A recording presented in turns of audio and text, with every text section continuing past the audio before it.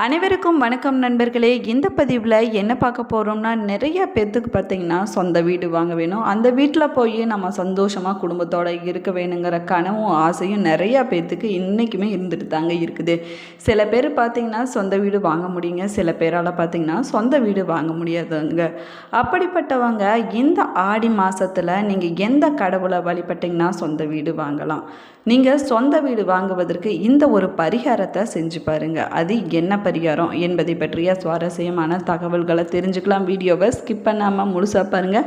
சேனலை சப்ஸ்கிரைப் பண்ணலன்னா சப்ஸ்கிரைப் பண்ணிக்கோங்க. கூடவே இருக்கிற பெல் ஐக்கனையும் கிளிக் பண்ணிக்கோங்க. வாங்க வீடியோக்குள்ளே போகலாம். உங்களுக்கு ஜோதிட ரீதியாக சந்தேகம் இருந்தாலும் சரிங்க, ஜோதிடரிடமிருந்து ஆலோசனை பெற வேணும்னாலும் சரிங்க, இந்த வீடியோவுக்கு கீழே டிஸ்கிரிப்ஷனில் வராகி அம்மன் ஜோதிட நிலையத்தோட தொலைபேசி எண் கொடுத்துருக்குறேன். இந்த எண்ணுக்கு தொடர்பு கொண்டு பேசி பாருங்கள். உங்களது அனைத்து சந்தேகங்களுக்கும் சரியான பதில் கிடைக்குங்க. உங்களுடைய குலதெய்வம், இஷ்ட தெய்வத்தோட பெயரை மறக்காமல் கமெண்ட் பாக்ஸில் கமெண்ட் பண்ணுங்கள். வீடியோ பிடிச்சிருந்தா லைக் பண்ணுங்கள், ஷேர் பண்ணுங்கள், கமெண்ட் பண்ணுங்கள். சேனலை இன்னும் சப்ஸ்கிரைப் பண்ணலன்னா சப்ஸ்கிரைப் பண்ணிக்கோங்க. கூடவே இருக்கிற பெல் ஐக்கானையும் கிளிக் பண்ணிக்கோங்க. வாங்க வீடியோக்குள்ளே போகலாம். சொந்த வீடு கட்ட வேணுங்கிற கனவு நினைவாக நீங்கள் சுக்கிர பகவானை வழிபாடு செய்வது ரொம்பவே நல்லதுங்க. சுக்கிர பகவான் பார்த்திங்கன்னா செல்வத்திற்கும் ஆடம்பரத்துக்கு வாழ்க்கைக்கும் வீடு வாகனம் போன்ற சுகங்களுக்கு காரணக்காரகன்னு அழைக்கப்படுறாருங்க. சொந்தமாக நீங்கள் வீடு கட்ட வேணும் என்ற முயற்சியில் இருக்கக்கூடியவங்க சுக்கிர பகவானை வழிபடுவது நல்ல பலன்களை கொடுக்குங்க. அது மட்டும் இல்லாமல் சுக்கிர பகவானுக்கு உரிய தெய்வம் பார்த்திங்கன்னா மகாலட்சுமி ஆவாங்க. வெள்ளிக்கிழமை நாளில் நீங்கள் மகாலட்சுமியை தவறாமல் வழிபட்டுட்டு வந்தீங்கன்னா சுக்கிர யோகத்தை அதிகரிக்க செய்யுங்க.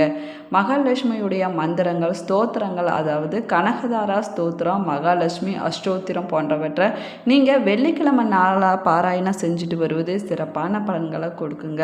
அதே போல் வெள்ளிக்கிழமையில் சுக்கிரனுக்கு உகந்த நாளாகுங்க.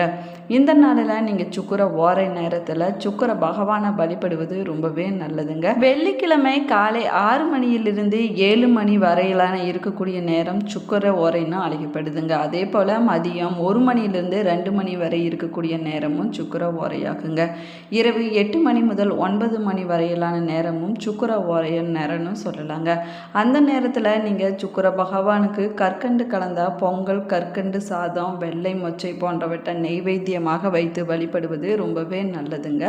அதே போல் நீங்கள் சுக்கிர பகவானுக்கு நெய்வேத்தியம் படைத்து தீபம் ஏற்றி வழிபட்ட பிறகு நீங்கள் சீக்கிரமாகவே வீடு வாங்க வேணும், வாகனம் வாங்க வேணும்னு நீங்கள் மனதார வேண்டிக் கொண்டு இந்த வேண்டுதல்களை நீங்கள் செய்ய வேணுங்க. சுக்கிர பகவானுக்கு உகந்த மலராக சொல்லப்படுவது வெள்ளை நிறத்தில் இருக்கக்கூடிய மலருங்க. அதாவது வெள்ளை தாமரை, மல்லிகைப்பூ போன்றவை சுக்கிர பகவானுக்கு உகந்ததாகுங்க.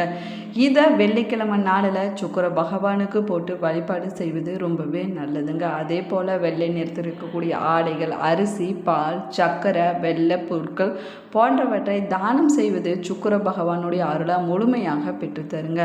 அன்றைய நாளில் நீங்கள் சுக்கிர வழிபாடு செய்யும்போது வெள்ளை நிற வஸ்திரம் உடுத்தி கொள்ளுங்க. சுக்கிர காயத்ரி மந்திரம் இல்லைன்னா சுக்கிர மூல மந்திரத்தை தினமும் 108 முறை உச்சரிப்பது சிறப்பான பலன்கள் கொடுக்குங்க. நீங்கள் சுக்கிர பகவானை வழிபாடு செய்யும் போது அகத்திக்கீரையை வச்சு பூஜை செய்ய வேணுங்க. அதற்கு பிறகு பசுமாட்டிற்கு வழங்குவது சுக்கிர பகவானுடைய அருளை முழுமையாக பெற்றுக் கொடுக்குங்க. இந்த வழிபாட்டை நீங்கள் தொடர்ந்து 90 நாட்கள் செய்துட்டு வந்தீங்கன்னா நல்ல பலன்கள் கிடைக்குங்க. நீங்கள் சொந்த வீடு வாங்குவதற்கு சுக்கிர ஹோமம் செய்வது ரொம்பவே சக்தி வாய்ந்த பரிகாரம்னு சொல்லலாங்க. இது சுக்கிரனோட நல்ல அதிர்வலைகளை கொண்டு வந்து சேர்க்குங்க. வீடு வாங்குவது இல்லைன்னா கட்டும் யோகத்தை நமக்கு கொடுக்கணும் சொல்லலாங்க. நவகிரக கோவிலில் இருக்கக்கூடிய சுக்கிர பகவான் சன்னிதானத்துக்கு போய் 9 முறை வலம் வந்து வழிபடுவது ரொம்பவே நல்லதுங்க. சென்னையில் இருக்கக்கூடிய திருமயிலியில் இருக்கக்கூடிய வெள்ளீஸ்வரன் ஆலயம் போன்ற சுக்கிர ஸ்தலங்களுக்கு போய் நீங்கள் வழிபாடு செய்வது சிறப்பான பலன்களை கொடுக்குங்க. தமிழகத்தில் வெண்ணீஸ்வரன் என்ற பெயரில் அமைந்திருக்கக்கூடிய ஆலயங்கள் அனைத்திலுமே சுக்கிர பகவானுக்கு உரிய பரிகார ஸ்தலங்கள்னு சொல்லலாங்க. இந்த ஸ்தலத்துக்கு போய் நீங்கள் வழிபாடு செய்வதன் மூலமாக சொந்த வீடு வாங்குவதற்கான யோகம் கிடைக்குங்க. ஜாதகத்தில் 4ஆம் வீடு வசிப்பிடம் சொந்த வீட்டை குறிக்குதுங்க. 4ஆம் வீடு பலமாக இருப்பதும் செவ்வாய், அதாவது பூமிக்கு காரகன், மற்றும் சுக்கிரன் கட்டடத்துக்கு காரகன் பலமாக இருப்பது சொந்த வீடு வாங்குவதற்கான யோகம் கிடைக்குங்க. சுக்கிரன் ஆட்சி ரிஷபம் துலாம் இல்லைன்னா உச்சம் மீனம் பெற்று சுப கிரகங்களின் பார்வை பெறுவது சொந்த வீடு அமைய சாதகமான சூழ்நிலைகள் ஏற்படுங்க. நம்ம சொந்த வீடு வாங்குவதற்கு தெய்வ வழிபாடு செய்வது ரொம்பவே முக்கியமானதாக சொல்லலாங்க. முருகப்பெருமான், விநாயகர் மற்றும் அங்கார பகவானை வழிபாடு செய்வது நல்ல பலன்களை கொடுக்குங்க. அது மட்டும் இல்லாமல் வாஸ்து பகவானையும் வழிபாடு செய்வது ரொம்பவே நல்லதுங்க. பொதுவாக சொந்த வீடு கட்டும்போது மனமுருகி தெய்வங்களை வழிபட்டு அவர்களுடைய ஆசீர்வாதத்தை பெறுவது ரொம்பவே முக்கியமானதாக சொல்லலாங்க. முருகப்பெருமானை செவ்வாய்க்கிழமை நாளில் வழிபட்டுட்டு வருவது ரொம்பவே நல்லதுங்க. அன்றைய நாளில் கந்த சஷ்டி விசேஷ நாட்களில் வழிபடுவது சிறப்பான பலன்களை கொடுக்குங்க. விநாயகர் சதுர்த்தி போன்ற நாட்களில் விநாயகர் பெருமானை வழிபட்டுட்டு வாங்க. சொந்த வீடு கட்டக்கூடிய எண்ணம் நிறைவேறுங்க.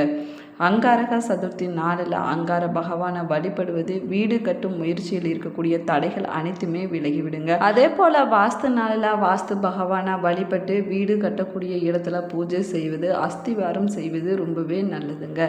இதை தவிர தினமும் வீட்டு பூஜை அறையில் தெய்வங்களை வழிபட்டுட்டு வந்தீங்கன்னா சொந்த வீடு கட்டக்கூடிய எண்ணமானது விரைவில் நிறைவேறுங்க. கோவில்களுக்கு சென்று இறைவனை பிரார்த்தனை செய்வதும் பிரசாதம் வழங்குவதும் சிறப்பான பலன்களை கொடுக்குங்க. நிறைய பேத்துக்கு பார்த்தீங்கன்னா சொந்த வீடு கட்ட வேணுங்கிற ஆசை இருக்குங்க. சொந்த வீட்டை கட்ட வேணும் என்பதற்காக எவ்வளவோ நம்ம போராட்டங்களையும் முயற்சிகளையும் செஞ்சுட்டு தாங்க இருப்போம். ஆனால் அது ஒன்றுக்குமே வேலைக்காகாத போயிருக்குங்க. பண காசு இருந்து சொந்த வீடு கட்ட முடியாதவங்க நிறைய பேர் இருக்கிறாங்க. சொந்த வீடு கட்ட ₹1 கூட சேமிப்பு இல்லாதவங்களும் இருந்துட்டு தாங்க இருக்கிறாங்க. இருந்தாலும் சொந்த வீடு கட்டி விடுவோங்கிற நம்பிக்கையில் இருக்கக்கூடியவங்க நிறைய பேர் இருக்கிறாங்க. நீங்கள் இந்த ஒரு பரிகாரத்தை செஞ்சு பாருங்க. முதல்ல உங்களுடைய குலதெய்வம் ஆண் தெய்வமா பெண் தெய்வமா, அந்த குலதெய்வத்திற்கு உரிய கிழமை என்ன என்பதை தெரிந்து வைத்துக்கொண்டு இந்த பரிகாரத்தை செய்ய வேணுங்க.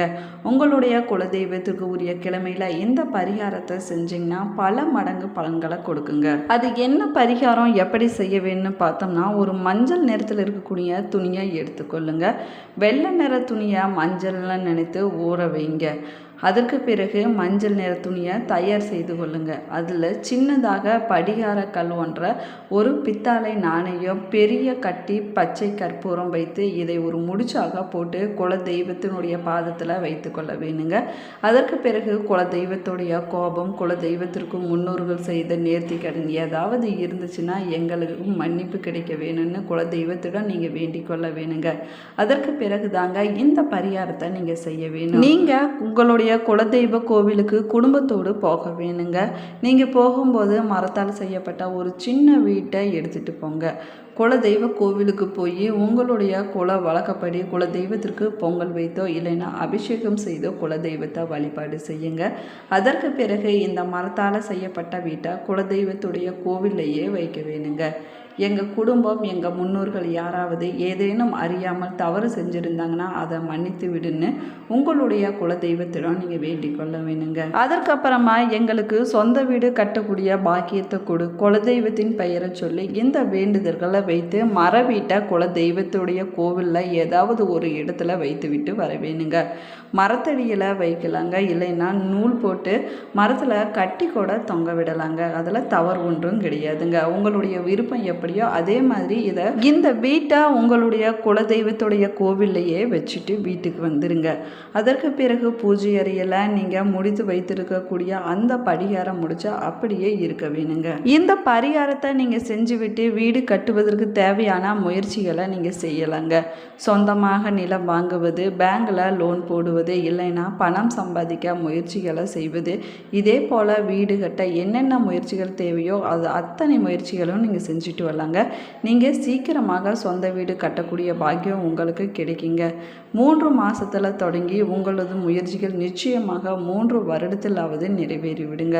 உங்களோட சேர்த்து அந்த குல தெய்வமும் உங்கள் வீடு கட்ட தேவையான வேலைகளை பார்த்து கொள்ளுங்க. குல தெய்வத்துடைய ஆசையும் உங்களுக்கு பரிபூர்ணமாக கிடைக்குங்க. நீங்கள் சொந்த வீடு கட்டி முடித்த பின்னாடி என்ன செய்ய வேணும், கிரக பிரவேசம் முடிந்து விட்டது, என்ன செய்வது, பூஜை அறையில் வைத்திருக்கக்கூடிய அந்த மஞ்சள் முடிச்சை எடுத்துகிட்டு போய் குல குலதெய்வ உண்டியலில் போட்டுவிட்டு குலதெய்வத்துக்கு பட்டு புடவை பட்டு வேஷ்டி வாங்கி மாலையாக போட்டு உங்களால் முடிஞ்சிச்சுன்னா அபிஷேகமோ இல்லைன்னா உங்களால் முடிஞ்ச விஷயத்த குலதெய்வத்துக்கு செஞ்சுட்டு வீட்டுக்கு திரும்பி வர வேணுங்க. இந்த பதிவு உங்களுக்கு பயனுள்ள தகவல்களை கொடுத்துருக்குன்னு நினைக்கிறேன். இந்த பதிவு உங்களுக்கு பிடிச்சிருந்தால் லைக் பண்ணுங்கள், ஷேர் பண்ணுங்கள், கமெண்ட் பண்ணுங்கள். இன்னும் சேனலை சப்ஸ்கிரைப் பண்ணலைன்னா சப்ஸ்கிரைப் பண்ணிக்கோங்க. கூடவே இருக்கிற பெல் ஐக்கானையும் கிளிக் பண்ணிக்கோங்க. Thank you friends. மேலும் நீங்கள் எந்த மாவட்டத்திலிருந்து பார்க்குறீங்க என்பதை மறக்காமல் கமெண்ட் பாக்ஸில் கமெண்ட் பண்ணுங்கள். தேங்க்யூ.